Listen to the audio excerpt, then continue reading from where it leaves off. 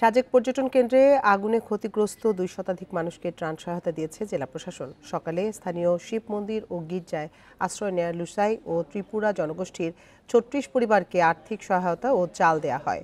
ক্ষতিগ্রস্ত প্রত্যেক পরিবারকে ৭,৫০০ টাকার চেক ও ৩০ কেজি করে চাল দেন উপজেলা নির্বাহী কর্মকর্তা। এ সময় তাদের শুকনো খাবার ও কম্বলও দেয়া হয়। বিকেলে আগুনে ক্ষতিগ্রস্ত এলাকা পরিদর্শন করার কথা রয়েছে পার্বত্য চট্টগ্রাম বিষয়ক উপদেষ্টা সুপ্রদীপ চাকমা, জেলা প্রশাসক সহ কর্মকর্তাদের। সাজেক পর্যটন কেন্দ্রে ভয়াবহ আগুনের রিসোর্ট কটেজ পুড়ে যাওয়ার পাশাপাশি ক্ষতিগ্রস্ত স্থানীয় লুসাই ও ত্রিপুরা জনগোষ্ঠীর ৩৬ পরিবারের ২ শতাধিক মানুষ।